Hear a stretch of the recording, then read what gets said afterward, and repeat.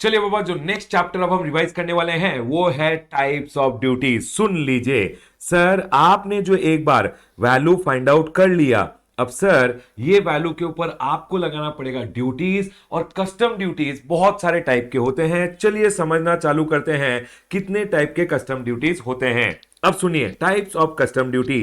Sir accessible value जो हमने section number 14(1) में ट्रांजैक्शन वैल्यू निकाल लिया, या सर सेक्शन नंबर 14(2) में हमें टैरिफ वैल्यू ले लिया है, तो सर असेसेबल वैल्यू के ऊपर हमें लगाना पड़ता है ड्यूटी। और सर ड्यूटी होता है, पहला पहला ड्यूटी जो लगता है वो होता है basic custom duty. Basic custom duty या तो स्टैंडर्ड रेट पे लगेगा या प्रेफरेंशियल रेट पे लगेगा। सर अगर आपने इंपोर्ट किया है फ्रॉम ए फेवर्ड नेशन तो sir preferential rate of duty लगेगा, अदरवाइज जो स्टैंडर्ड रेट ऑफ ड्यूटी है वही आप चार्ज कर दोगे। बेसिकली जो असेसेबल वैल्यू होता है उसी के ऊपर आपको स्टैंडर्ड रेट ऑफ ड्यूटी या प्रेफरेंशियल रेट ऑफ ड्यूटी लगाना पड़ता है। अब सुनिए सर, ये जो बेसिक कस्टम ड्यूटी होता है ये section number 12 of the custom act में बोला गया है। तो sir section number 12 of the custom act क्या बोलता है? Section number 12 of the custom act बोलता है जब भी गुड्स इंपोर्ट करोगे या एक्सपोर्ट करोगे तो कस्टम ड्यूटी लगेगा। क्या रेट पे लगेगा? जो कस्टम टैरिफ एक्ट में बोला हुआ है।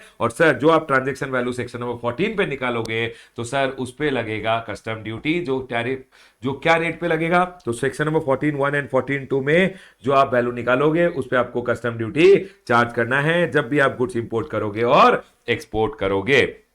उसके बाद बेसिक कस्टम ड्यूटी के बारे में सेक्शन नंबर 2 बोलता है of the custom tariff act. Section number 2 of the custom tariff act बोलता है कि सर जो रेट पे the rate at which basic custom duty लगेगा वो हमने first schedule and second schedule of the custom tariff act में बोल रखा है। First schedule and second schedule of the custom tariff act में बोल रखा है। ठीक है सर। उसके बाद अब सुनिए, उसके बाद आता है sir preferential rate of duty. Sir अब एक बात बताइए, ये जो प्रेफरेंशियल रेट ऑफ ड्यूटी होता है ये कब कब लगेगा? तो सेक्शन नंबर 4 इधर बोलता है कि sir preferential rate of duty, सुनिए हमेशा एक बात याद रखिएगा, लेवी ऑफ ड्यूटी व standard rate and preferential rate दोनों दिया हुआ है। तो अगर मैं कोई चीज का बात करूं जिसमें जिस चीज पे स्टैंडर्ड रेट और प्रेफरेंशियल रेट ऑफ ड्यूटी दोनों दिया हुआ है तो आपको प्रेफरेंशियल रेट ऑफ ड्यूटी कब मिलेगा? तो यही बोला है, levy of duty where standard and preferential rate are specified, duty shall be levied at preferential rate of duty. Preferential rate मतलब आपको प्रेफरेंशियल रेट मिल जाएगा अगर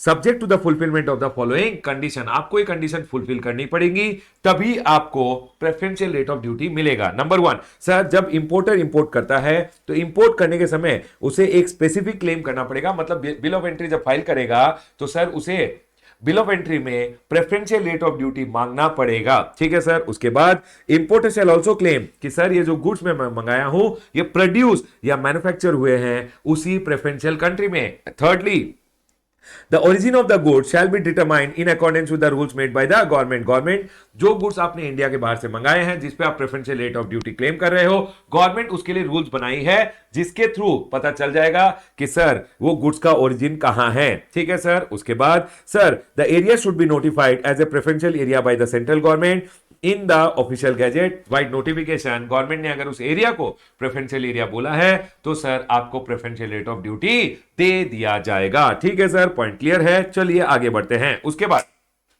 जो नेक्स्ट ड्यूटी बोला गया है वो बोला गया इधर प्रोटेक्टिव ड्यूटी। प्रोटेक्टिव ड्यूटी क्या होता है सुन लीजिए सर, समझ लीजिए एक आइटम के ऊपर गवर्नमेंट ने रेट ऑफ ड्यूटी 10% कर रखा है। ठीक है सर। अब गवर्नमेंट ने क्या किया, एक आइटम के ऊपर रेट ऑफ ड्यूटी कर रखा है 10%। सर वो गुड जब इंडिया में आता है 100 रुपया प्लस 10% लगते हुए 110 रुपया में इंडिया में एंटर हो जाता है। अब सुनिए, 100 रुपया पे 10 रुपया का कस्टम ड्यूटी लगता है और 110 रुपया में इंडिया में आ जाता है। लेकिन सर इंडियन डोमेस्टिक इंडस्ट्री जब उसी प्रोडक्ट को बना के एक रीजनेबल प्रॉफिट के साथ बेचती है तो सर 120 रुपया होता है। इंडियन डोमेस्टिक इंडस्ट्री जब उन गुड्स को बना के बेचती है तो 120 रुपए में बेचती है। तो सर एक्चुअली क्या हो रहा है, जो आप बेसिक कस्टम ड्यूटी लगा रहे हो वो सही नहीं है। इंडियन डोमेस्टिक इंडस्ट्रीज का क्या होगा सर, एनहेंस गवर्नमेंट ने बोला चल ठीक है, इंडियन डोमेस्टिक इंडस्ट्रीज को प्रोटेक्ट करने के लिए जो कस्टम टैरिफ एक्ट है जिसमें हमने जो रेट दे रखा है उसको फॉर द टाइम बिंग 10% है ना 20% कर देते हैं। 10% जो एडिशनल चार्ज करना है to protect the domestic industry उसे हम बोलते हैं प्रोटेक्टिव ड्यूटी। यही बोला गया है यहां पे प्रोटेक्टिव ड्यूटी। देखिए यहां पे मैंने लिखा है नीचे protective duty, section number 6, power of the central government to levy protective duty in certain cases. सुनिए प्रोटेक्टिव ड्यूटी का क्या होता है सर, अगर समझ लीजिए गवर्नमेंट ने सिर्फ 10% एक गुड्स के ऊपर लगा रखा है, एक्चुअली इंडिया में वो गुड्स 120 में बिकता है, तो सर अगर 100 रुपया पे 10 रुपया लगाया तो 110 यही हुआ ना सर। इंडिया में तो इंडियन डोमेस्टिक इंडस्ट्री जब बना के बेच रही है तो 120 हो रहा है, तो डोमेस्टिक इंडस्ट्री को प्रोटेक्ट करने के लिए गवर्नमेंट क्या करेगी, for the time being government बोलेगी चल ठीक है, एक नोटिफिकेशन इश्यू करके गवर्नमेंट प्रोटेक्टिव ड्यूटी लगा देगी। लेकिन बेटा अब सुनिए एक्चुअली गलती कहां हुआ था, एक्चुअली कस्टम टैरिफ एक्ट में 20% होना चाहिए था, लेकिन कस्टम टैरिफ एक्ट में सिर्फ 10% रेट ऑफ ड्यूटी बोला हुआ है। तो गवर्नमेंट क्या करेगी, जैसे ही 10% का प्रोटेक्टिव ड्यूटी का नोटिफिकेशन आ जाएगा तो 10% बेसिक कस्टम ड्यूटी प्लस 10% जो प्रोटेक्टिव ड्यूटी है वो चार्ज कर दिया जाएगा। अब सर कुछ दिन बाद क्या होगा, इस प्रोटेक्ट बेसिक कस्टम ड्यूटी को बढ़ाने के लिए ही, क्योंकि एक्चुअली बेसिक कस्टम ड्यूटी 20% ही होना चाहिए उस गुड्स के ऊपर, तो बढ़ाने के लिए पार्लियामेंट में एक बिल इंट्रोड्यूस किया जाएगा और लॉ में चेंज कर दिया जाएगा। हमेशा याद रखिएगा कस्टम टैरिफ एक्ट को ही चेंज कर दिया जाएगा। यहां बोला गया है sir protective duty is levied by central government on the recommendation of tariff commission to protect the interest of the domestic industry. Protective duty में be imposed on goods shall be deemed to be specified in the first schedule as the duty leviable on such goods। मतलब मान लिया जाएगा कि sir जो protective duty charge किया जा रहा है वो एक्चुअली कस्टम टैरिफ एक्ट में 10 नहीं 20 ही बोला हुआ है, 10% जो प्रोटेक्टिव ड्यूटी है वो कस्टम टैरिफ एक्ट में बोला हुआ ही है, ऐसा मान लिया जाएगा। उसके बाद सर अगर नोटिफिकेशन इश्यू हुआ, सर प्रोटेक्टिव ड्यूटी का नोटिफिकेशन इश्यू हुआ और गवर्नमेंट ने एक प्रोटेक्टिव ड्यूटी चार्ज किया है, तो सर सेंट्रल गवर्नमेंट क्या करेगी, एक बिल इंट्रोड्यूस करेगी पार्लियामेंट में और जो कस्टम टैरिफ एक्ट है उसको ही अमेंड करके 10% को 20% ड्यूटी कर दिया जाएगा। यही बोल रहे हैं the central government shall introduce a bill in the parliament during the next parliamentary session to give effect to the proposal in regards to the continuation of protective duty. लेकिन सर अगर notification is issued when the parliament session is ongoing तो bill उसी session में introduce किया जाएगा। एक बात याद रखिएगा, अगर एक नोटिफिकेशन प्रोटेक्टिव ड्यूटी का इंट्रोड्यूस हुआ, अगर notification for protective duty government ने इशू किया है और sir notification shall cease to have effect on expiry of 6 months from the date it is introduce in the parliament if it does not become a law. अगर law नहीं बना 6 महीने में, on the expiry of 6 months, 6 महीने के बाद मान लिया जाएगा जो नोटिफिकेशन फॉर प्रोटेक्टिव ड्यूटी है वो यूजलेस हो गया, it shall cease to have effect. क्या प्रोटेक्टिव ड्यूटी सबको क्लियर है कि सर पहले एसेसेबल वैल्यू लेंगे, एसेसेबल वैल्यू पे अगर कोई बेसिक कस्टम ड्यूटी है तो basic custom duty basically standard rate या प्रेफरेंशियल रेट से लगाया जाएगा। उसके बाद सर प्रोटेक्टिव ड्यूटी, अगर गवर्नमेंट ने प्रोटेक्टिव ड्यूटी का कोई नोटिफिकेशन इश्यू कर रखा है तो प्रोटेक्टिव ड्यूटी चार्ज किया जाएगा। पॉइंट क्लियर है, चले आगे। यस सर ये पॉइंट क्लियर है। अब सुनिए, अब यहां पे जो पॉइंट आ गया उसे हम बोलते हैं ए मतलब टोटल, ठीक है सर। अब इसके बाद क्या होगा, इसके बाद CVD under section number 3(1) introduce किया जाएगा। सुनिए यहां पे लिखा हुआ है सीवीडी अंडर सेक्शन नंबर 3(1), ये आपका होमवर्क रहेगा, आप घर में पढ़ोगे, मैं आपको सिर्फ समझा देता हूं। सुनिए सीवीडी अंडर सेक्शन नंबर 3(1) क्या होता है, सुनिए देखिए ये बेसिकली काउंटर वेलिंग ड्यूटी होता है। सीवीडी अंडर सेक्शन नंबर 3(1) होता है काउंटर वेलिंग ड्यूटी। सुनिए क्या हो रहा था, इंडियन गुड्स जब मैन्युफैक्चर हो रहे थे तो इंडियन गुड्स के मैन्युफैक्चरिंग के ऊपर एक्साइज ड्यूटी लग रहा था, इंपोर्टेड गुड्स के ऊपर तो कोई एक्साइज ड्यूटी नहीं लग रहा था, तो इंपोर्टेड गुड्स सस्ते हो गए। तो लोगों ने गवर्नमेंट को कंप्लेन किया, तो गवर्नमेंट बोला ठीक है चल एक काम करते हैं, काउंटर वेलिंग ड्यूटी, ये जो इंडियन गुड्स के ऊपर एक्साइज ड्यूटी लगता है, इस इफेक्ट को काउंटर वेल करने के लिए इन गुड्स के ऊपर जो इंपोर्टेड गुड्स हैं इनके ऊपर भी एक्साइज ड्यूटी लगा देते हैं, लेकिन नाम एक्साइज ड्यूटी की जगह रख दिया CVD under section number 3(1). Basically ये जो इंडियन गुड्स के ऊपर एक्साइज ड्यूटी लगता है उसी को कॉम्पेंसेट करने के लिए सेक्शन नंबर 3(1) का सीवीडी लगाया जाता है। ठीक है सर, पॉइंट क्लियर है। एग्जाम पर्पस से नॉट वेरी इंपॉर्टेंट, लेकिन सर अभी अगर आप देखोगे इंडियन गुड्स के मैन्युफैक्चरिंग के ऊपर अब एक्साइज ड्यूटी है ही नहीं, अब तो जीएसटी है, बस कुछ कुछ आइटम्स के ऊपर एक्साइज ड्यूटी है, तो उन कुछ कुछ आइटम को अगर आप इंपोर्ट भी करोगे तो उसके ऊपर सीवीडी 3(1) इक्वल टू दैट जो एक्साइज ड्यूटी यहां लगता है उतना सीवीडी 3(1) लगा दिया जाएगा। ठीक है sir it is levied on alcoholic liquor for human consumption, tobacco product and 5 petroleum product HP man, high speed diesel, petroleum crude, motor spirit, aviation turbine fuel and natural gas. In 5 petroleum product के ऊपर sir ये बोल रहे हैं कि CVD 3(1) basically बोल रहे हैं alcoholic liquor, tobacco and HP man के ऊपर हम सीवीडी 3(1) लगाएंगे at the rate of excise duty on like article manufactured in India. ठीक है सर, इंडिया में जब वो गुड्स मैन्युफैक्चर होते हैं तो उन पे जितना एक्साइज ड्यूटी लगता है उतना इंपोर्ट करने पे उन गुड्स पे हम एक्साइज ड्यूटी की जगह हम सीवीडी 3(1) लगा देंगे।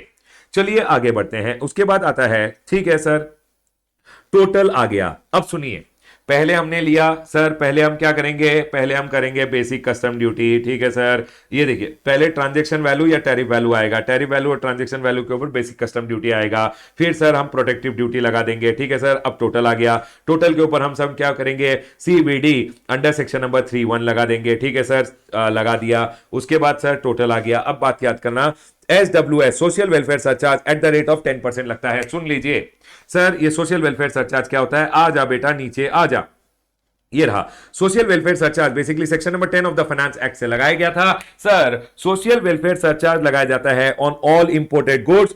बेटा ये दो बार लिख दिया है, on all imported goods, on all imported goods, याद रखिएगा, on all imported goods social welfare surcharge लगाया जाता है and it is not leviable on export. ये बहुत इंपॉर्टेंट पॉइंट है, एक्सपोर्ट करने पे एक्सपोर्ट ड्यूटी के ऊपर कभी भी सोशल वेलफेयर सरचार्ज नहीं लगाना है। ठीक है सर, पॉइंट क्लियर है। और सर सोशल वेलफेयर सरचार्ज क्यों लगाया जाता है, it is levied to fulfil the commitment of the government to provide and finance education, health and social security. Education, health और सोशल सिक्योरिटी को फाइनेंस करने के लिए government social welfare surcharge collect करती है। और sir it is levied on basic custom duty and any sum chargeable under the Custom Act, excluding safeguard duty, CVD on subsidized article, anti-dumping duty, social welfare surcharge, IGST वगैरह के ऊपर नहीं लिया जाता। तो सर बेसिक कस्टम, एक बात बताइए मुझे, अगर हम बात करेंगे सोशल वेलफेयर सरचार्ज का, तो बेटा याद रखिएगा सोशल वेलफेयर सरचार्ज आपको चार्ज करना है on the duties which are there. Duties के ऊपर आपको सोशल वेलफेयर सरचार्ज चार्ज कर देना है। ठीक है सर, पॉइंट क्लियर है, याद रखिएगा। यहां ये जो सोशल वेलफेयर सरचार्ज है ये आपको चार्ज करना है on basic custom duty, protective duty and CVD 3(1), इसके ऊपर आपको सोशल वेलफेयर सरचार्ज लगाना है। क्विकली मुझे एक हेड्स अप दीजिए, क्या आप बच्चे मेरे साथ हैं, क्या हम आगे बढ़ सकते हैं, क्या यहां तक सब कुछ पॉइंट क्लियर है?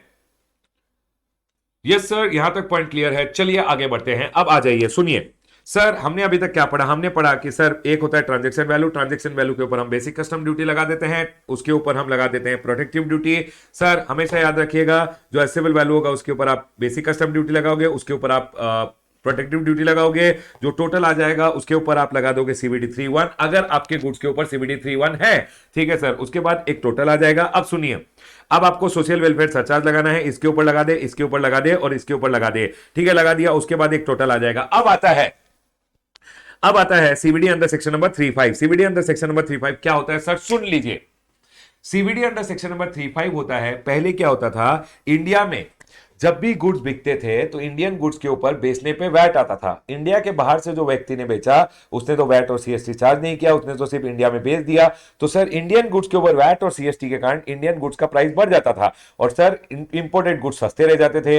तो ये जो बैलेंस, इसको काउंटर बैलेंस करने के लिए गवर्नमेंट ने क्या किया, बोला ठीक है चल इंपोर्टेड गुड्स पे वैट और सेल्स टैक्स लगा देते हैं, लेकिन उसको नाम वैट और सेल्स टैक्स का नहीं दिया, उसको नाम दे दिया सीवीडी अंडर सेक्शन नंबर 3(5). अब सर वैट और सेल्स टैक्स तो है ही नहीं, तो सीवीडी 3(5) का एप्लीकेबिलिटी बहुत लिमिटेड है। तो सर मैंने सीवीडी 3(5) के बारे में यहां पे लिखा है, इसको आप घर में पढ़ लीजिएगा, not very important from exam point of view. आपको बस इतना ध्यान में रखना है कि सीवीडी 3(5) सर, अब सीवीडी 3(5) लगता है सी के ऊपर, मतलब ये जो टोटल आएगा एसडब्ल्यूएस के बाद उसके ऊपर सीवीडी 3(5) लगेगा। और सर सीवीडी 3(5) लगता है ऑन ऑल इंपोर्ट्स के ऊपर लगता है to counter balance VAT and sales tax which is levied on like article in India. Indian goods के ऊपर VAT and sales tax, imported goods के ऊपर भी वैट एंड सेल्स टैक्स नहीं लगा के हम सीवीडी 3(5) लगा देंगे। लेकिन सर अभी तो इंडिया में वैट और सेल्स टैक्स लगता ही नहीं है, तो गवर्नमेंट ने सिर्फ एक आइटम के ऊपर, sir HP man, high speed diesel, petroleum crude, high speed diesel, everyone with me बोलिए,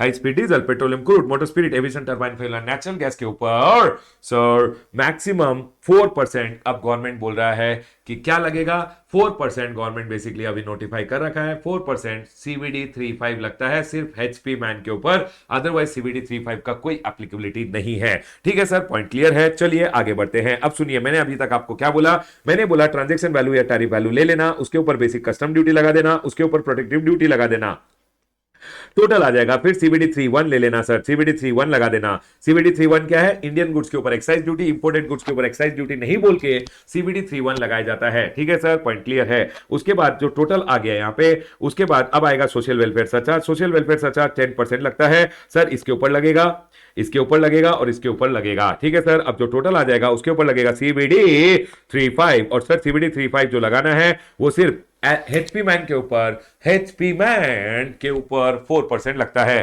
ठीक है सर, अब टोटल आ गया। अब सर जो ड्यूटीज है वो इंपॉर्टेंट है, चलिए समझना शुरू करते हैं, एक से एक ड्यूटी यहां पे। अब ये जो टोटल आ गया, इसके बाद आता है safeguard duty under section number 8B of the custom tariff act. Sir ये सेफ गार्ड ड्यूटी क्या होता है, नाम ही है safe guard. Indian domestic industries को सेफ गार्ड करने के लिए गवर्नमेंट बोलता है कि हम जो इंपोर्टेड गुड्स होगा उसको महंगा कर देंगे, ताकि फॉर दैट, देखिए इधर कोई की गलती नहीं है, गुड्स जो इंडिया में आ रहे हैं वो एकदम सही प्राइस में आ रहे हैं, लेकिन सर सुनिए, अब गुड्स बहुत ह्यूज क्वांटिटी में इंडिया में आ रहे हैं, और ह्यूज क्वांटिटी में आने के कारण सर क्या हो रहा है, जो व्यक्ति इंपोर्ट किया है, समझ लीजिए मैंने इंपोर्ट किया है, ह्यूज क्वांटिटी में मैंने इंपोर्ट किया है, तो मुझे डिस्काउंट्स वगैरह मिले, और मैंने ह्यूज क्वांटिटी में इंपोर्ट करते हुए ड्यूटी वगैरह देते हुए सर उन गुड्स को इंपोर्ट किया है, ड्यूटी वगैरह एकदम सही है।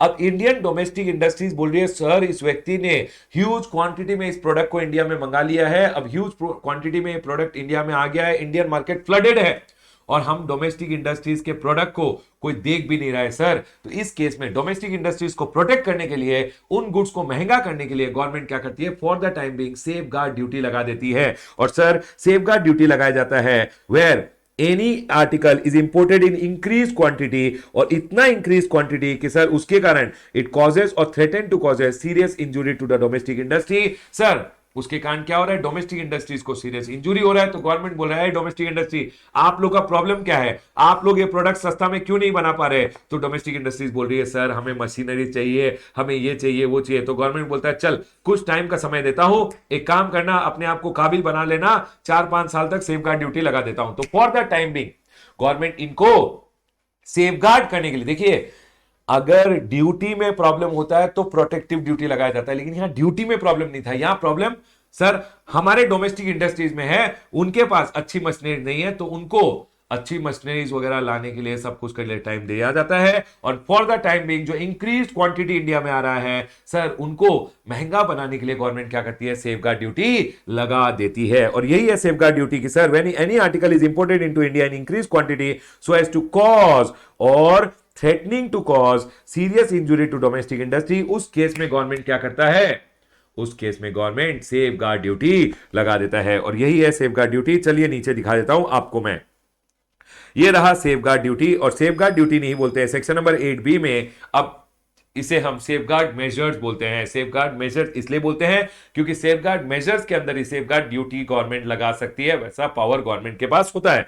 तो sir power of central government to apply safeguard measure. Sir अब सुनिए, if central government after conducting an inquiry as it deems fit, central government ने एक इंक्वायरी कराया, डोमेस्टिक इंडस्ट्रीज आगे बोले सर बाढ़ आ गई है इंपोर्टेड प्रोडक्ट की, सर हमें बचाओ, तो सर अगर ऐसा डोमेस्टिक इंडस्ट्रीज आके बोलती है तो sir Central government, after conducting an inquiry as it deems fit, is satisfied that any article is imported into India in such increased quantity, bulk में huge quantities आ रहा है sir, and under such conditions so as to cause or threatening to cause serious injury, sir हमें बहुत मार पड़ेगी sir, domestic industries के product को बहुत मार पड़ेगी अगर ऐसा इंक्रीज क्वांटिटी में गुड्स इंडिया में आने लगा, तो सर गवर्नमेंट बोलता है then it may by notification apply safeguard measures on that article as it deems appropriate. मतलब गवर्नमेंट बोल रहा है इंक्रीज क्वांटिटी के आने के कारण जो नुकसान हो रहा है डोमेस्टिक इंडस्ट्रीज को, बेसिकली उतना का गवर्नमेंट क्या करेगा, यहां पे सेफगार्ड ड्यूटी लगा देगा। समझ लीजिए वो जो इंडिया में प्रोडक्ट आ रहा है,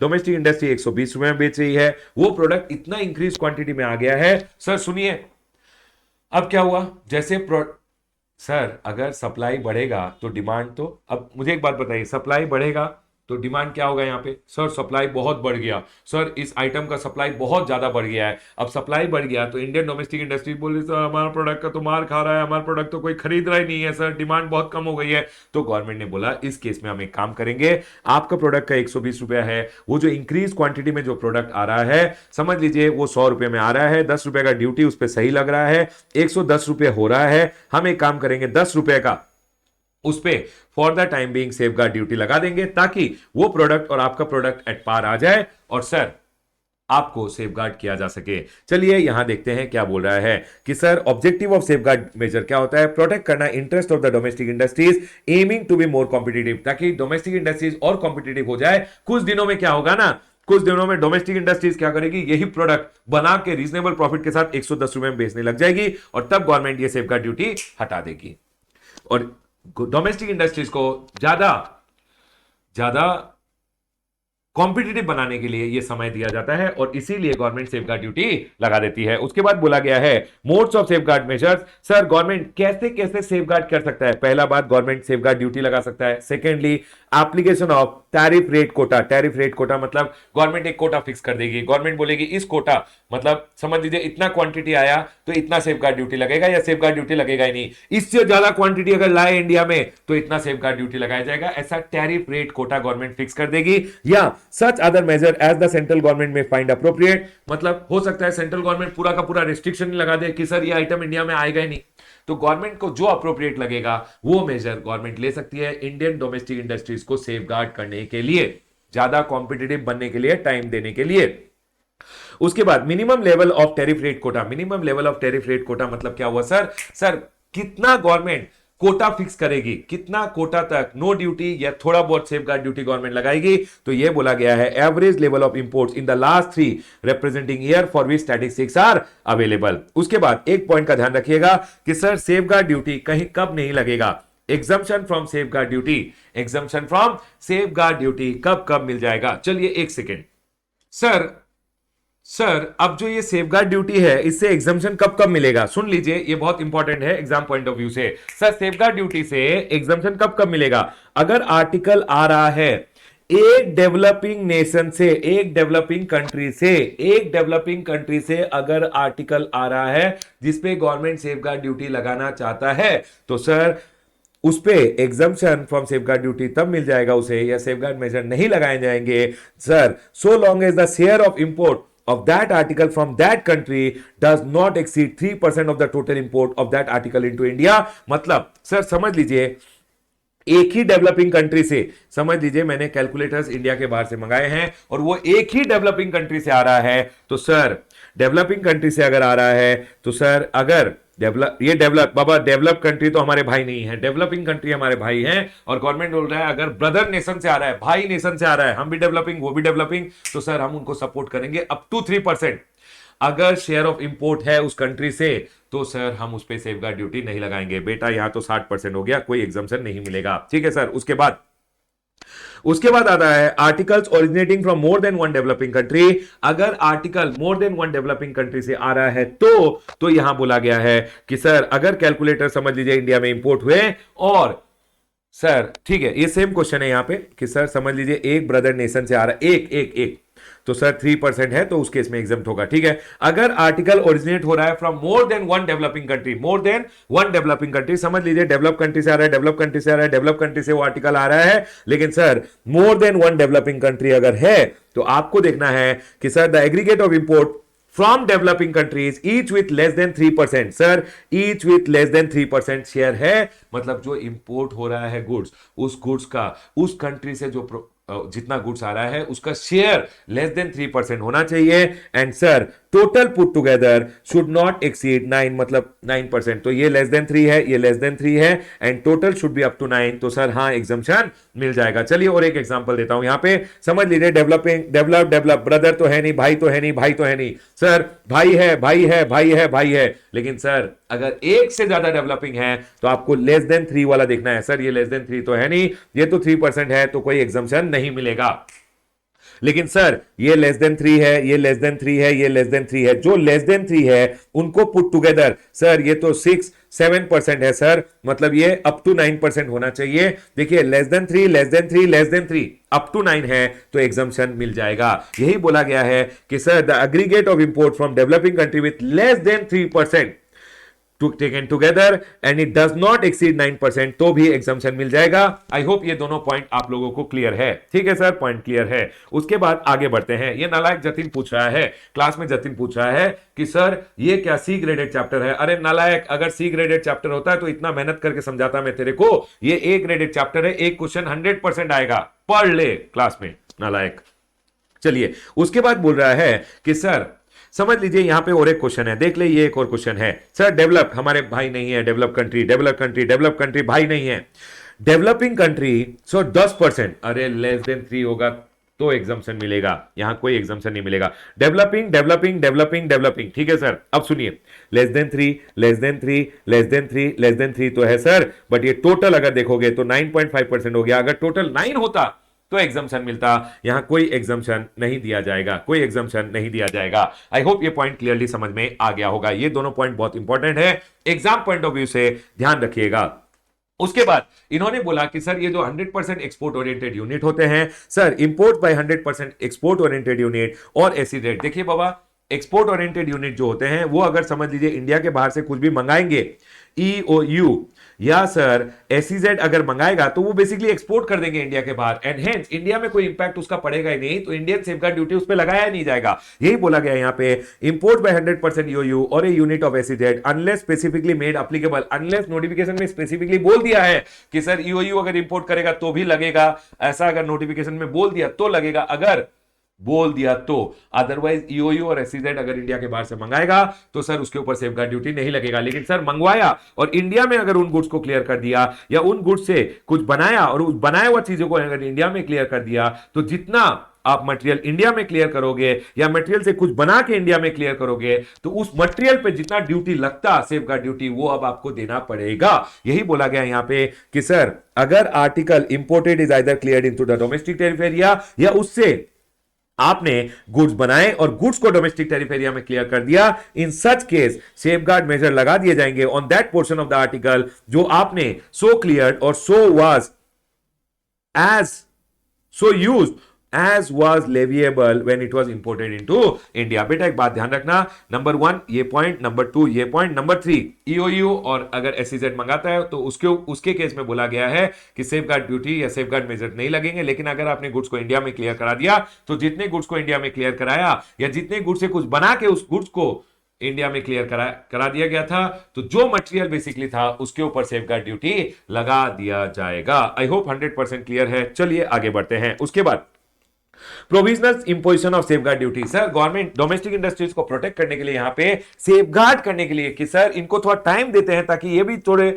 अच्छे अच्छे प्रोडक्ट बनाने लग जाएं, इंपोर्टेड गुड्स के ऊपर सेफगार्ड ड्यूटी लगाती है। अब गवर्नमेंट ने यहां बोला क्या सर, अब ये आए रोने लगे, सर ऐसा हो गया सर हमारे गुड्स इंडिया में ये इंडिया के बाहर से गुड्स आ रहे हैं, इंडियन डोमेस्टिक इंडस्ट्रीज को फ्लड कर दिया। तो सर इस केस में क्या गवर्नमेंट प्रोविजनली लगा सकती है ड्यूटी? यही बोला गया है, सेंट्रल गवर्नमेंट में impose measures provisionally on the basis of primarily determination that increased imports have caused or threatened to cause serious injury। मतलब government provisionally for the time being, unless finalisation हो जाए, for the time being 10% duty लगा देगा for the time being.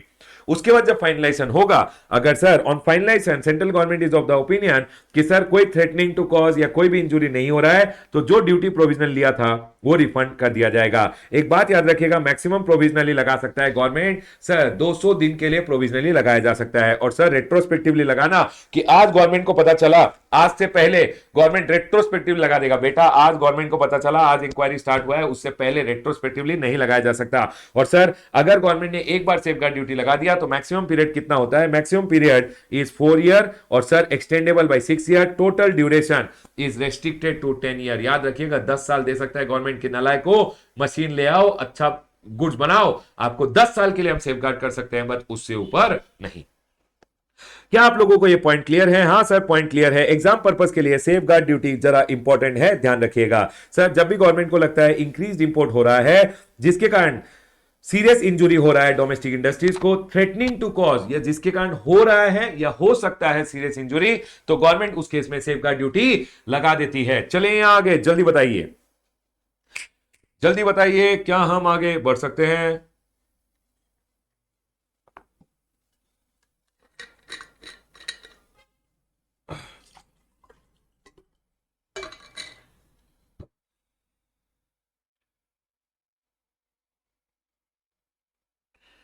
Yes sir, yes sir, yes sir, point clear है। चलिए आगे बढ़ते हैं, उसके आगे आ जाइए।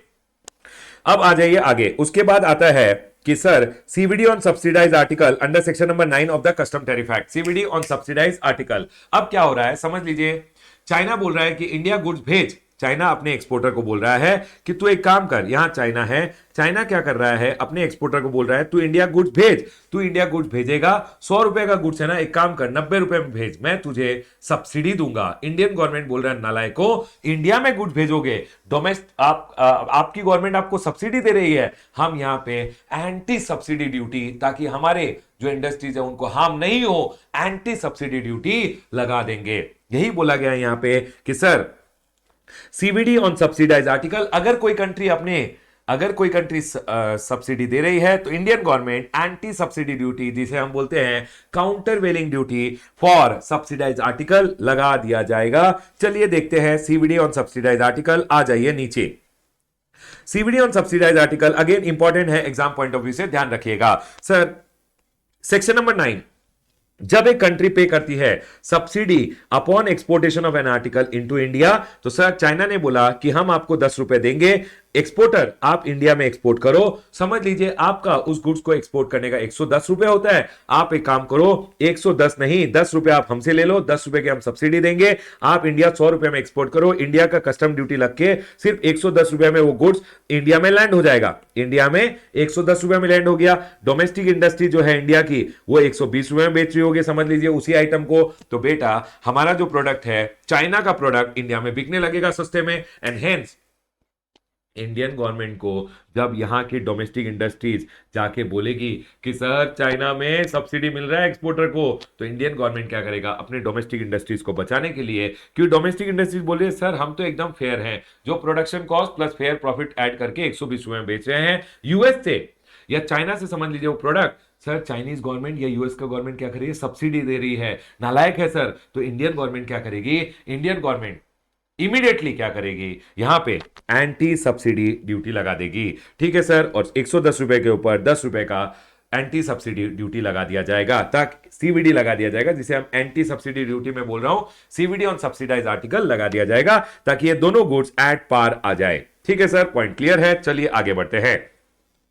When a country pays subsidy upon exportation of any article into India, central government may by notification impose a CVD not exceeding the amount of subsidy। हमेशा याद रखिएगा, सुनिए, समझ लीजिए इधर चाइना ने सब्सिडी दिया 10 रुपए का, ठीक है, चाइना ने सब्सिडी दिया 10 रुपए का, और इंडिया में समझ लीजिए वो सब्सिडी देने के कारण एक्चुअली क्या हुआ, इंडिया में जब वो गुड्स आए, इंडिया में जो वो गुड्स आए, तो सर 100 रुपए पे समझ लीजिए 15 रुपए का ड्यूटी लग के 115 रुपए में गुड्स लैंड हुए, तो गवर्नमेंट ने बोला, अब सुनिए 115 रुपए में गुड्स इंडिया में लैंड हो गए, इंडियन डोमेस्टिक इंडस्ट्री 120 रुपए में बेच रही है, सर इधर इंजूरी कितना हो रहा है डोमेस्टिक इंडस्ट्रीज को, 5 रुपए का। तो बेटा एक बात याद रखिएगा, एक कॉजल लिंक होता है, कॉजल लिंक, सर ये कॉजल लिंक क्या होता है, कॉज एंड इफेक्ट का link, cause and effect, cause है सब्सिडी, इफेक्ट है इंजुरी।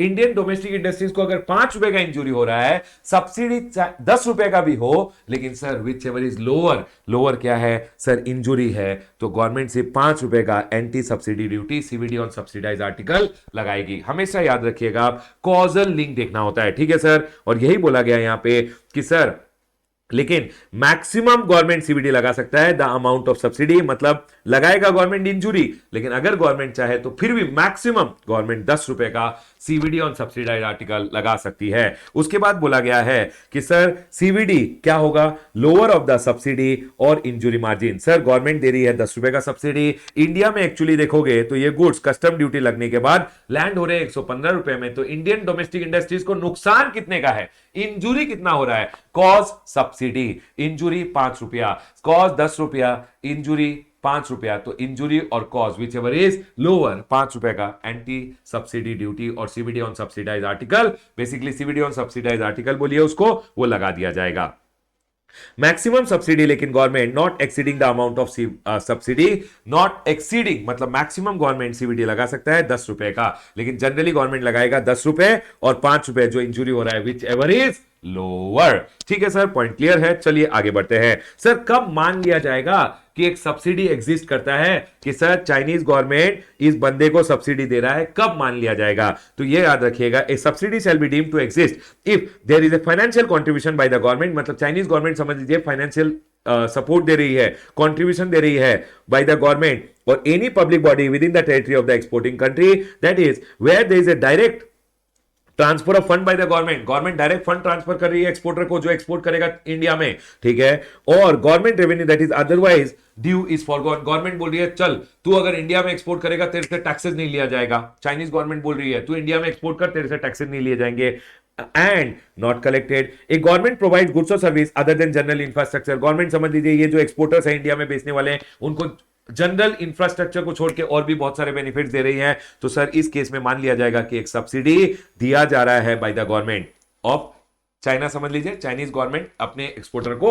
सब्सिडी दे रही है, ऐसा मान लिया जाएगा। उसके बाद अगर गवर्नमेंट कोई ग्रांट दे रहा है या maintain any form of income और प्राइस सपोर्ट जिसके कारण डायरेक्टली और इनडायरेक्टली इंक्रीज हो रहा है export of that article from its territory, मतलब अगर सर गवर्नमेंट कोई भी सपोर्ट दे रही है जिसके कारण वो आइटम का export from China to India ज्यादा हो रहा है, तो सर उस केस में भी मान लिया जाएगा कि गवर्नमेंट ऑफ चाइना ने कोई फाइनेंशियल सपोर्ट कोई सब्सिडी दिया है और anti subsidy duty that is CVD on subsidise article लगा दिया जाएगा।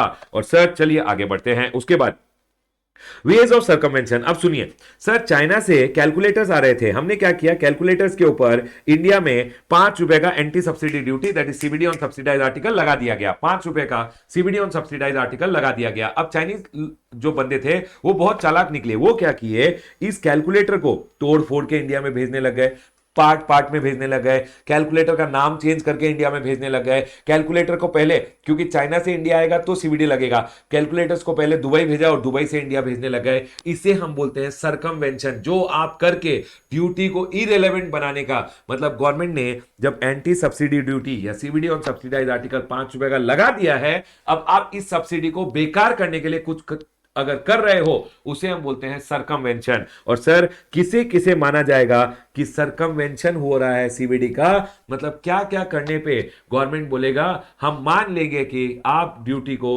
बेकार करने की कोशिश कर रहे हो, मतलब आप जो हमने ड्यूटी लगाया है उसको सरपास करने की कोशिश कर रहे हो। तो सर समझ लीजिए altering the description name composition of the article on such on which such duty has been impose, ठीक है sir, by altering the name India में भेज दिया। Sir by importing of such article in unassembled और disassembled form, हमने क्या किया India में उन गुड्स को मंगा लिया एक्सपोर्टर से, हमने बोला पार्ट्स में भेज दे, ठीक है।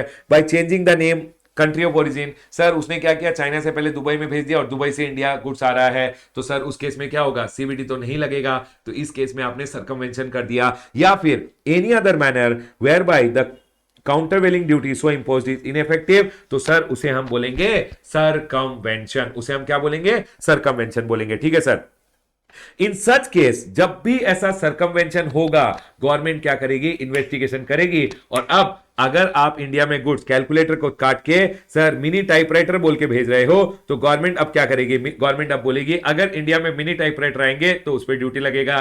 गवर्नमेंट बोलेगी अगर समझ लीजिए दुबई से समझ लीजिए अब कैलकुलेटर्स आ रहे हैं उस पे भी सीवीडी लगेगा, ऐसा गवर्नमेंट कर सकती है। यही बोला गया है कि सर गवर्नमेंट इन्वेस्टिगेशन करेगी, investigation can be carried out by central government and CVD can be imposed on such article. Such article मतलब जो सरकमवेंटेड प्रोडक्ट है जिसका अब आपने नाम चेंज करके या डिस्क्रिप्शन चेंज करके या कंट्री ऑफ ओरिजिन चेंज करके भेजा है, उस पे on such article from such date not earlier than the date of initiation of the inquiry, जिस दिन गवर्नमेंट इंक्वायरी चालू करेगी उस दिन से गवर्नमेंट क्या कर सकती है, सीवीडी ऑन सब्सिडाइज आर्टिकल उन सरकमवेंटेड गुड्स के ऊपर भी लगा सकती है। और यही बोला है यहां पे, as the central government by notification, government notification से बता देगी कि सर किस दिन से सीवीडी ऑन सब्सिडाइज आर्टिकल अब मिनी टाइपराइटर के ऊपर भी लगने लग जाएंगे। क्या ये बच्चों को क्लियर है? क्या हम आगे बढ़ सकते हैं? जल्दी बोल बेटा, क्या यहां तक सब कुछ क्लियर है? चलें आगे।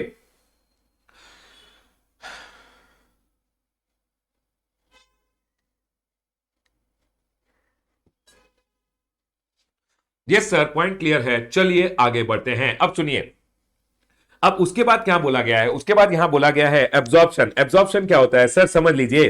सर अब इंडिया में क्या किया, इंडियन गवर्नमेंट ने ₹5 का सीवीडी ऑन सब्सिडाइज आर्टिकल लगा दिया। ₹5 का सीवीडी ऑन सब्सिडाइज आर्टिकल लगा दिया तो इस एक्सपोर्टर ने क्या किया, इस एक्सपोर्टर ने भी अपना ₹5 और कम कर दिया। तो गवर्नमेंट यहां बोल रहा है कि अगर वो अब्जॉर्प्शन कर रहा है तो हम सीवीडी ऑन सब्सिडाइज आर्टिकल को और बढ़ा देंगे। यही बोला गया यहां पे कि sir where central government on inquiry is of the opinion that absorption of CVD has taken place। मतलब क्या हुआ, यहां पे इंडिया में सीवीडी ₹5 लग गया तो मैंने वो एक्सपोर्टर को फोन किया, अरे सर ₹5 का इंडिया में सब्सिडी लगा दिया। एक्सपोर्टर ने बोला चल ₹5 और कम में भेज दूंगा। तो सर यहां क्या होगा, तो सर अगर इंडियन गवर्नमेंट को पता चल गया ऐसा, is on opinion that the absorption has taken place rendering the CVD ineffective, it may by notification it may modify such duty to counterbalance the effect of such absorption। मतलब government बोलेगा अरे बेटा तू ₹5 और एब्जॉर्ब कर रहा है, चल ठीक है हम ये ड्यूटी को अब ₹10 कर देंगे। यहाँ पे तूने क्या किया, तूने ₹5 और कम कर दिया एक्सपोर्ट प्राइस, चल हम एक काम करते हैं इंडिया में और ₹5 एक्स्ट्रा सीवीडी लगा देंगे। तो यही बोला गया यहाँ पे, from such date not earlier than the date of initiation of inquiry as the central government by notification in the official gazette specify। Government क्या करेगी, अपने ऑफिशियल गैजेट में बता देगी कि इस आइटम पे जो सीवीडी था आज से इंक्रीज हो गया है। उसके बाद कब कब मान लिया जाएगा कि अब्जॉर्प्शन हो रहा है, sir absorption is said to have taken place if there is a decrease in the export price without any commensurate change in the resale price in India. Sir यहां पे एक्सपोर्ट प्राइस इसने कम कर दिया, इसने और ₹5 कम कर दिया है, लेकिन इंडिया में तो वो प्राइस, इंडिया में तो वो गुड्स उसी प्राइस में बिक रहा है। तो सर इस केस में क्या हो रहा है, जो इंडिया में सीवीडी ऑन सब्सिडाइज आर्टिकल लगाया गया था, सीवीडी ऑन सब्सिडाइज आर्टिकल लगाया गया था, उसका अब्जॉर्प्शन इसने कर लिया है एंड हेंस एक्सपोर्ट प्राइस तो कम हो गया बट इंडिया में वो गुड्स उसी प्राइस में बिक रहा है। तो इस केस में गवर्नमेंट बोल रहा है कि sir if there is a decrease in the export price of that article without commensurate change in the resale price in India, India में रीसेल प्राइस सेम है, तो sir from the exporting country or under such other circumstance as the central government may provide, तब मान लिया जाएगा कि absorption है। और सर आपको एक बात याद रखना है, सर अब हो गया खत्म, अब गवर्नमेंट बोल रहा है क्या प्रोविजनल इंपोजिशन पॉसिबल है, सीवीडी ऑन सब्सिडाइज आर्टिकल क्या प्रोविजनली लगाया जा सकता है। तो गवर्नमेंट ने यहां बोला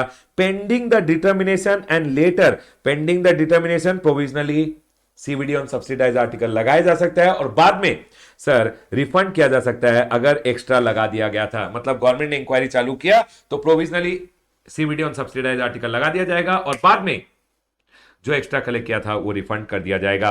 एक बात ध्यान रखिएगा कि सीवीडी ऑन सब्सिडाइज आर्टिकल नहीं लगता 100% एक्सपोर्ट ओरिएंटेड यूनिट और एसईजेड जब इंपोर्ट करता है, लेकिन अगर नोटिफिकेशन में स्पेसिफिकली बोल दिया है तो लगाया जाएगा।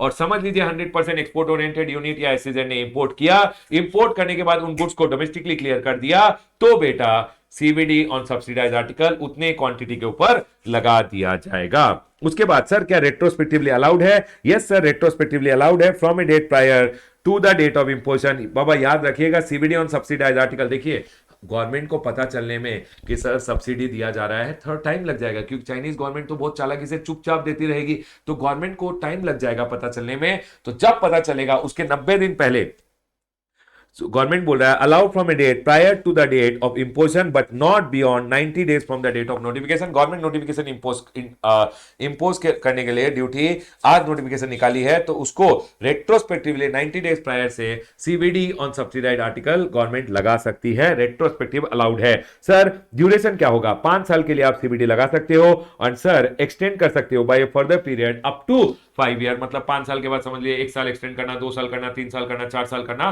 5 साल करना, ऐसे गवर्नमेंट एक्सटेंड कर सकती है। 5 साल 5 साल 5 साल 5 साल ऐसे गवर्नमेंट एक्सटेंड करे जा सकती है।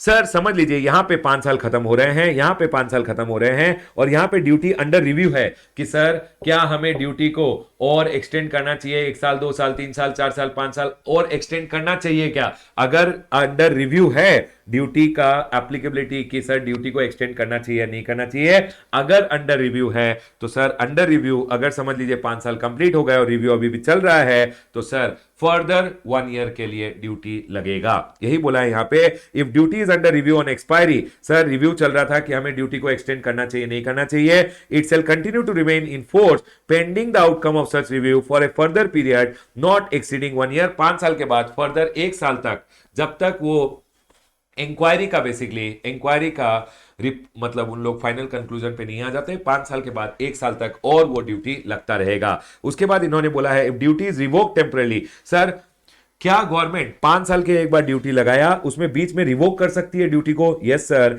The period of such revocation shall not exceed 1 year at a time. मतलब अगर गवर्नमेंट को बीच में रिवोक करना है ड्यूटी को कि इस दौरान ड्यूटी नहीं लगेगा, समझ लीजिए कैलकुलेटर का शॉर्टेज हो गया इंडिया में और गवर्नमेंट बोल रहा है मंगाओ मंगाओ मंगाओ, तो उस समय गवर्नमेंट अगर चाहे तो टेम्परेली ड्यूटी को सस्पेंड किया जा सकता है, वही होता है रिवोकेशन। और सर इसे बोलते हैं हम CVD on subsidise article. Exam point of view से इंपॉर्टेंट है ये भी और सेफगार्ड ड्यूटी भी इंपॉर्टेंट है, ध्यान रखिएगा। चलिए सर डन है। तो सर यहां आपने पढ़ाया सीवीडी ऑन सब्सिडाइज आर्टिकल और ये बोल रहा है व्हेन ए कंट्री पे subsidy upon exportation of any article into India, central government क्या करेगी, लगा देगी सीवीडी ऑन सब्सिडाइज आर्टिकल। और सीवीडी ऑन सब्सिडाइज आर्टिकल होगा जितना सब्सिडी और जितना इंजूरी उसका लोअर, लेकिन मैक्सिमम गवर्नमेंट जितना सब्सिडी दिया जा रहा है उतना सीवीडी गवर्नमेंट लगा सकती है। ठीक है सर, पॉइंट क्लियर है। चलिए आगे बढ़ते हैं। उसके बाद आता है एंटी डंपिंग ड्यूटी। सुन लीजिए एंटी डंपिंग ड्यूटी क्या बोल रहा है इधर।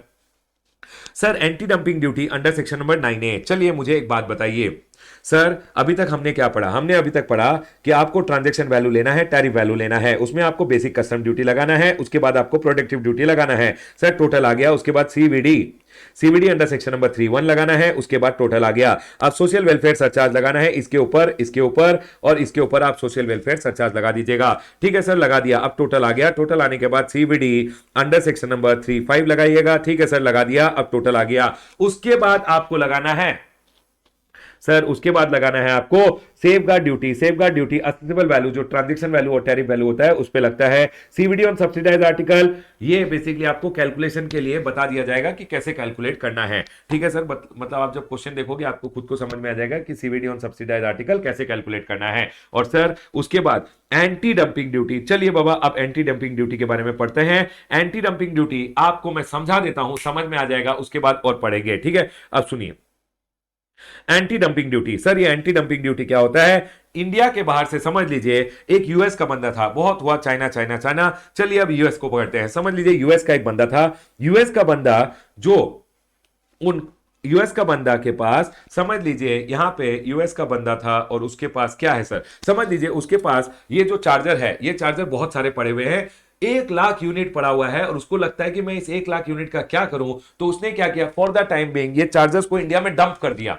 और डंप इसलिए किया, बहुत कम प्राइस में डंप कर दिया ताकि इंडियन डोमेस्टिक इंडस्ट्रीज, ये चार्जर जब इंडियन डोमेस्टिक इंडस्ट्रीज 120 रुपए में बनाती है, उसने इंडिया में 50 रुपए भेज दिया ताकि इंडियन डोमेस्टिक इंडस्ट्रीज 100 या 110 में बनाती है, वो तो मर जाएंगी यहां पे। तो सर डंप कर दिया इतना सारा गुड्स इंडिया में कि इंडियन डोमेस्टिक इंडस्ट्रीज मर जाए, और एक बार डोमेस्टिक इंडस्ट्रीज मर गए तो सर वो प्राइसेस ऑफ दोस गुड्स बढ़ा देगा। तो ये तो गलत प्रैक्टिस हुआ एंड हेंस इंडियन गवर्नमेंट अपनी डोमेस्टिक इंडस्ट्रीज को बचाने के लिए तो डंपिंग करेगा, हम एंटी डंपिंग ड्यूटी लगाएंगे, ऐसा बोल दिया। और यही है जो नेक्स्ट पॉइंट हम पढ़ने वाले हैं कि sir anti dumping duty section number 9AA anti dumping duty की बात करता है कि सर डंपिंग क्या होता है? When any article is exported from any country, एक आर्टिकल इंडिया में एक्सपोर्ट किया गया at less than their normal value, less than their normal value. समझ लीजिए एक आर्टिकल था, वो यूएस में अगर बिकता है तो 100 रुपए में बिकता है, ठीक है, नॉर्मली वो यूएस में 100 रुपए में बेचा जाता है।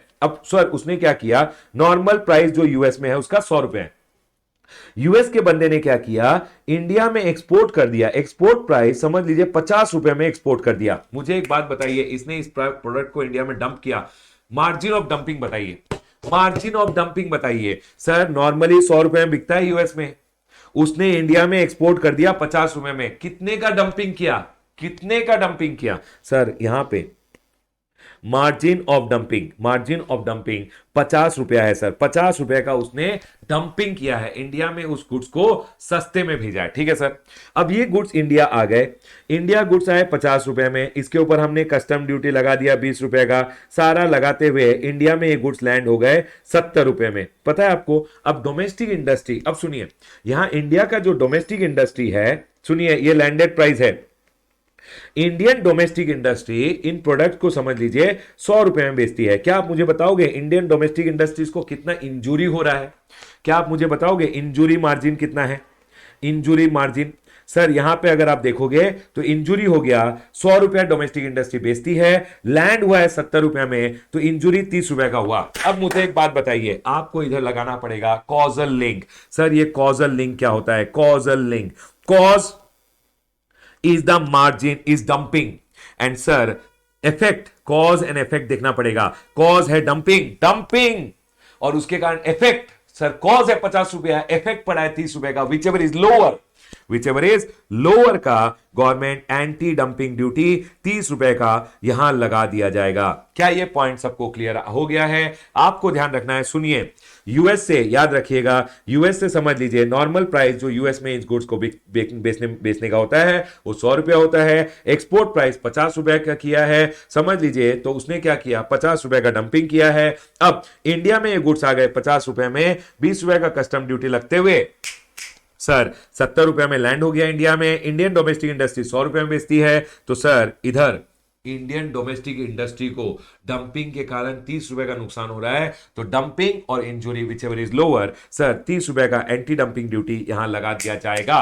आई होप पॉइंट क्लियर हो गया होगा। यस सर, ये पॉइंट क्लियर है, याद रखिएगा anti dumping duty is lower of margin और injury margin. Sir margin of dumping और injury margin, margin of dumping मैंने आपको सिखा दिया, इंजुरी मार्जिन भी मैंने आपको सिखा दिया है। ठीक है सर, पॉइंट क्लियर है बेटा, ये अब घर में पढ़ लेना आप कि मार्जिन ऑफ डंपिंग क्या होता है, इंजुरी मार्जिन क्या होता है, मैंने आपको समझा दिया। आपको देखना है कि नॉर्मल वैल्यू ये जो प्रोडक्ट है ये यूएस में कितना में बिकता है, और सर मतलब नॉर्मल प्राइस उस गुड्स का क्या है और उस गुड्स को एक्सपोर्ट कितना में किया गया है, एक्सपोर्ट प्राइस, नॉर्मल प्राइस और एक्सपोर्ट प्राइस डिडक्ट करोगे तो मार्जिन ऑफ डंपिंग मिलेगा। उसके बाद इंजुरी मार्जिन कि सर इंडिया में ये प्रोडक्ट डोमेस्टिक इंडस्ट्रीज का फेयर सेलिंग प्राइस क्या है, फेयर सेलिंग प्राइस भी बोल सकते हो आप इसको, फेयर सेलिंग प्राइस 100 रुपया है। इंडिया में ये गुड्स लैंड कितना में हुआ, that is CI value plus basic custom duty plus social welfare surcharge, land India में जो प्राइस में हुआ, इन दोनों का डिफरेंस आपको इंजूरी देगा। ठीक है सर, पॉइंट क्लियर है। चलिए बाबा, एग्जाम में इसके रिलेटेड एक क्वेश्चन पूछ लेते हैं, ए ग्रेडेड है, पढ़ के जाइएगा, प्रैक्टिस करके जाइएगा। ठीक है sir,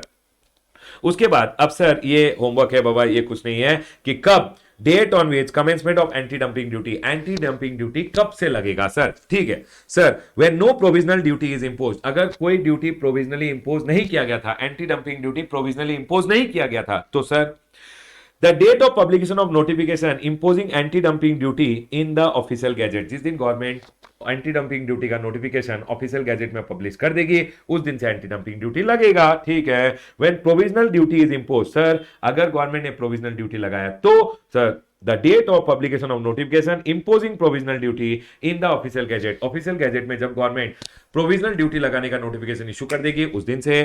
sir where anti dumping duty is imposed retrospectively from a date prior to the date of provisional imposition of provisional duty, आज से प्रोविजनल लगाया लेकिन गवर्नमेंट बोल रहा है रेट्रोस्पेक्टिवली इफेक्टिव होगा, तो रेट्रोस्पेक्टिवली कितना ज्यादा हो सकता है sir, maximum 90 days.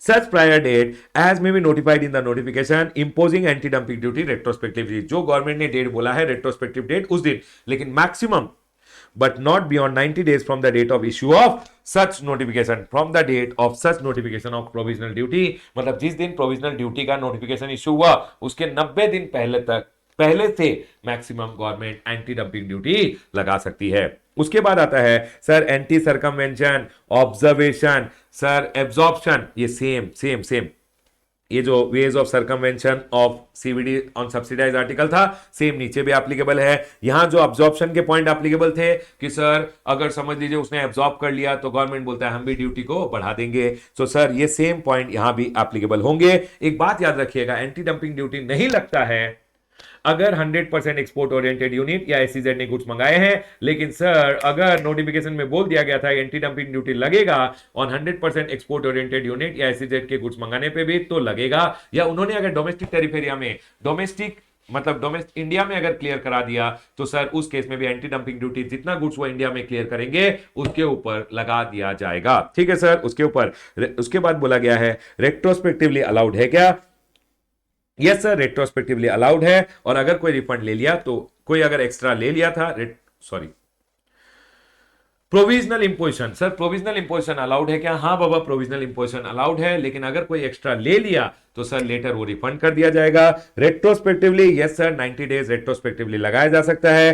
Duration sir याद रखिएगा 5 साल, उसके बाद 1 साल, 2 साल, 3 साल, 4 साल, 5 साल, ऐसे आप 5 5 5 ऐसे लगाए जा सकते हो। जब तक वो डंप करेगा आप लगाए जाइए। ठीक है सर। अगर सर ड्यूटी रिव्यू में है और 5 साल खत्म हो गए, तो सर अंडर रिव्यू 1 साल और एक्सटेंड हो जाएगा वो। ठीक है sir. It shall continue for a further period of 1 year. Sir क्या ड्यूटी को रिवोक किया जा सकता है? यस सर, ड्यूटी को रिवोक किया जा सकता है, but it shall not exceed 1 year at a time. मतलब 5 साल के लिए अगर एंटी डंपिंग ड्यूटी लगाया था, बीच में 1 साल के लिए क्या रिवोक किया जा सकता है? Yes, 1 year at a time revoke किया जा सकता है। ठीक है सर, पॉइंट क्लियर है बेटा। एग्जाम पॉइंट ऑफ व्यू से safeguard measure, anti CVD on subsidise article and anti dumping duty का क्वेश्चन आंसर करके जाना। 100% एक छोटा सा क्वेश्चन आएगा। ठीक है सर। अब सुनिए, मैंने आपको बोल दिया कि सर पहले ट्रांजैक्शन वैल्यू लेना है, टैरिफ वैल्यू लेना है। ठीक है सर। उसके ऊपर बेसिक कस्टम ड्यूटी लगा देंगे, उसके ऊपर प्रोटेक्टिव ड्यूटी लगा देंगे। सर आ गया टोटल। उसके ऊपर हम लगाएंगे सीवीडी अंडर सेक्शन नंबर 31। ठीक है सर, आ गया। उसके बाद सर आएगा अब जो टोटल आ जाएगा, अब हम लगाएंगे सोशल वेलफेयर सरचार्ज। याद रखिएगा सोशल वेलफेयर सरचार्ज इसके ऊपर, इसके ऊपर और इसके ऊपर लगेगा।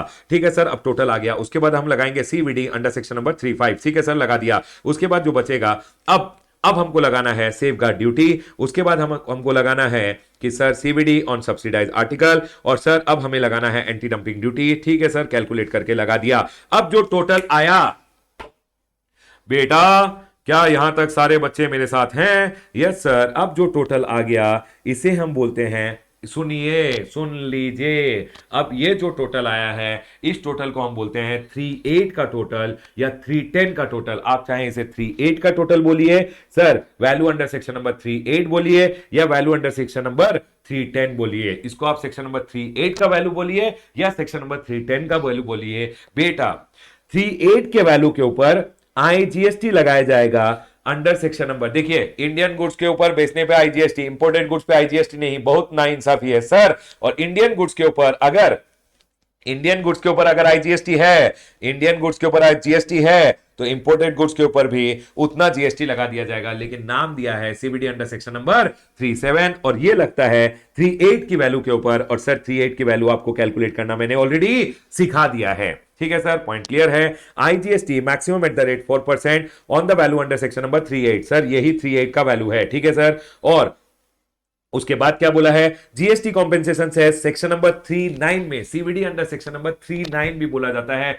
39 में अगर इंडियन गुड्स के ऊपर आईजीएसटी, तो CVD under section number 37। Indian goods के ऊपर जीएसटी कॉम्पेंसेशन सेस, तो सर इंपोर्टेड गुड्स के ऊपर भी लगा दिया जाएगा सीवीडी अंडर सेक्शन नंबर 39। और बेटा 39 का जो जीएसटी कॉम्पेंसेशन सेस होता है वो किस वैल्यू के ऊपर लगता है? 310 की वैल्यू, और 310 की वैल्यू इसी को बोला जाता है। तो क्या आप मुझे बताओगे कि सर 37 का किस पे कैलकुलेशन होता है? आईजीएसटी का कैलकुलेशन भी इस पे ही होता है, जीएसटी कॉम्पेंसेशन सेस का कैलकुलेशन भी इसी पे होता है। और आपने आईजीएसटी और जीएसटी कॉम्पेंसेशन सेस निकाल लिया, अब टोटल आ गया। क्विकली बताइए मुझे, क्या यहां तक सब बच्चों को क्लियर है? क्या हम आगे बढ़ सकते हैं? जल्दी बताइए, क्या यहां तक सब कुछ क्लियर है? चलिए आगे, जल्दी बोलिए। अब सुनिए, एक बात का ध्यान रखिएगा, एग्जाम में जब भी आपसे पूछे कस्टम ड्यूटी, तो बेटा बेसिक कस्टम ड्यूटी भी कस्टम ड्यूटी है, प्रोटेक्टिव ड्यूटी भी कस्टम ड्यूटी है। ठीक है सर। सीबीडी 31 भी कस्टम ड्यूटी है, सोशल वेलफेयर सरचार्ज भी कस्टम ड्यूटी है, ये भी कस्टम ड्यूटी, ये भी कस्टम, ये भी कस्टम, ये भी कस्टम ड्यूटी, ये भी कस्टम ड्यूटी और ये भी कस्टम ड्यूटी। टोटल अगर कस्टम ड्यूटी बोलने बोला तो सर हमेशा याद रखिएगा सारा ड्यूटीज का टोटल कर दीजिएगा। IGST, GST compensation cess collected under custom, उसको भी आप कस्टम ड्यूटी ही बोल दीजिएगा। टोटल कस्टम ड्यूटी अगर पूछा तो आपको टोटल करके बोलना है। ठीक है सर, पॉइंट क्लियर है। चलिए आगे बढ़ते हैं। अब सुनिए, ये सेक्शन नंबर 37 आपका होमवर्क रहेगा। चलिए आ जाइए 38।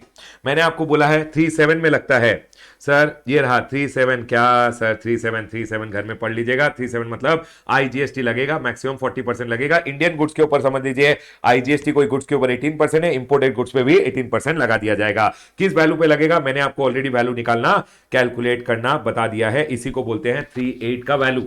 ठीक है सर। उसके बाद अब सुनिए सर, ये जो 38 का वैल्यू है, ये समझ लीजिए आपने इंडिया में गुड्स मंगाए, 38 का वैल्यू यहां निकल के आया, 38 का वैल्यू निकल के आया 1 लाख रुपए। ठीक है, अब सुनिए, आपने जो गुड्स इंडिया में मंगाए थे, इन गुड्स को आपने क्या किया, कस्टम वेयरहाउस में ट्रांसफर कर दिया। कस्टम वेयरहाउस में आपके गुड्स पड़े हुए थे, आपने क्या किया, गुड्स को क्लियर नहीं कराया, आपने क्या किया, बॉन्ड टू बॉन्ड ट्रांसफर अपने फ्रेंड को कर दिया। सर फ्रेंड ने क्या किया, दूसरे फ्रेंड को कर दिया। अब ये जो गुड्स क्लियर कराने जाएगा सर, ये जब गुड्स क्लियर कराने जाएगा, इन गुड्स का मैंने आपको बोला है 38 का वैल्यू कितना है, 38 का वैल्यू 1 लाख रुपए है सर। अब ये जो 1 लाख रुपए है, और सर समझ लीजिए इसने इस गुड्स को 2 लाख में बेचे थे, इसने इस गुड्स को 3 लाख में बेचे थे, तो बेटा 38 का वैल्यू और ट्रांजैक्शन वैल्यू, ऑफिसर के पास जब ये गुड्स क्लियर कराने जाएगा ना कस्टम से, तो ऑफिसर बोलेगा बेटा 1 लाख रुपए तो 38 का वैल्यू है, और तुम दोनों के बीच में ट्रांजैक्शन किस प्राइस में हुआ। मैंने बोला सर 1 लाख 38 का वैल्यू, हमारे बीच में ट्रांजैक्शन 3 लाख में हुआ, तो ऑफिसर बोलेगा आईजीएसटी लगेगा ऑन 38 का वैल्यू, और जो लास्ट ट्रांजैक्शन वैल्यू था उसके ऊपर विच एवर इज हायर, और सर हायर हो गया 3 लाख, और 3 लाख के ऊपर आईजीएसटी लगाया जाएगा, और 3 लाख के ऊपर ही जीएसटी कॉम्पेंसेशन सेस लगाया जाएगा। आई होप ये पॉइंट आप लोगों को क्लियर हो गया होगा। इसे ही हम बोलते हैं बॉन्ड टू बॉन्ड ट्रांसफर। हमेशा याद रखिएगा 38 का वैल्यू और transaction value whichever is higher, 38 का वैल्यू और transaction value whichever is higher, उसे हम बोलते हैं 38A का वैल्यू, और 38A का वैल्यू बेसिकली उसके ऊपर लगाया जाएगा जीएसटी कॉम्पेंसेशन सेस। ठीक है, सॉरी, उसके ऊपर लगाया जाएगा आईजीएसटी और उसी के ऊपर लगाया जाएगा जीएसटी कॉम्पेंसेशन सेस। ठीक है सर, ये तो ऐसे ही है कि पार्ट समझ लीजिए, पार्ट को आधा, इनमें से आधा गुड्स को मैंने क्लियर किया तो मैं 38 पे दूंगा, आधा गुड्स को मैंने किसी को बेच दिया था, तो जो गुड्स क्लियर कराया जाएगा वो सर 38 का वैल्यू, जो आधा गुड्स का 38 का वैल्यू होगा, और transaction value whichever is higher के ऊपर ड्यूटी पे करेगा। डन सर, पॉइंट क्लियर है। उसके बाद सर जीएसटी कॉम्पेंसेशन सेस लगता है अंडर सेक्शन नंबर 39 और 310 की वैल्यू के ऊपर लगता है, ये मैंने ऑलरेडी बोल दिया आपको। Sir GST compensation cess under section number 39 लगेगा और 310 की वैल्यू के ऊपर लगेगा। ठीक है सर, और एक और क्या पॉइंट है यहां पे। उसके बाद सर अगर बॉन्ड टू बॉन्ड ट्रांसफर हो गया तो बाबा जीएसटी कॉम्पेंसेशन सेस भी, जीएसटी कॉम्पेंसेशन सेस भी इसी को 310 का वैल्यू बोला जाता है। 310 और transaction value whichever is higher के ऊपर ही जीएसटी कॉम्पेंसेशन सेस भी लगाया जाएगा। यही पॉइंट यहां पे बोला हुआ है। ट्रेड एग्रीमेंट होमवर्क रहेगा, पढ़ लेना घर में, ये सी ग्रेडेड पॉइंट्स है जो मैंने बाकी आपको बोल दिया। Duration of protective duty, homework जो मैंने होमवर्क बोल दिया है वो बस एक बार पढ़ लीजिएगा। ओनली फॉर होमवर्क, मतलब एक बार पढ़ने के लिए है, मैंने आपको पढ़ने के लिए बस बोल दिया। ये जो लास्ट के सारे पॉइंट्स हैं, ये जो लास्ट के सारे पॉइंट्स हैं, ये भी आपका होमवर्क रहेगा, बस एक बार पढ़ के चली जाइएगा। ठीक है सर, पॉइंट क्लियर है। बस बाबा बस यहां मैं अपना complete discussion with respect two types of duties close करता हूं। मुझे लगता है एग्जाम पर्पस के लिए ये ए ग्रेडेड है, एक बच्चे को कभी नहीं छोड़ के जाना चाहिए। एग्जाम में safeguard duty, anti dumping duty and CVD on subsidise article A graded है। उसके अलावा जो ये bond to bond transfer, in case of bond to bond transfer sir 38 का वैल्यू या ट्रांजैक्शन वैल्यू व्हिचएवर हायर लीजिएगा, और sir in case of bond to bond transfer आपको जब जीएसटी कॉम्पेंसेशन सेस लगाना है तो आप इधर 310 लिख लीजिए, 310 और बाबा 38 का वैल्यू ही होता है एक्चुअली, उसको 310 का वैल्यू बोल देते हैं हम। 310 और transaction value whichever is higher के ऊपर जीएसटी कॉम्पेंसेशन सेस लगाना है अगर बॉन्ड टू बॉन्ड ट्रांसफर है। बस बाबा बस क्लोज करूंगा अपना discussion on the chapter of types of duties. A graded 5 marks का एक क्वेश्चन आएगा ही आएगा। मुझे लगता है ये जो safeguard duty, CVD on subsidise article, anti dumping duty है, इससे एक 5 मार्क का क्वेश्चन आना चाहिए। इससे नहीं आया तो sir bond to bond transfer B graded मान ले, ये ए ग्रेडेड मान ले। ठीक है सर, पॉइंट क्लियर है। ये ए ग्रेडेड और नीचे वाला जो 2 पॉइंट है वो बी ग्रेडेड है, मतलब बॉन्ड टू बॉन्ड ट्रांसफर वाला पॉइंट बी ग्रेडेड है, ध्यान रखिएगा। क्लोज करता हूं अपना discussion on types of duties.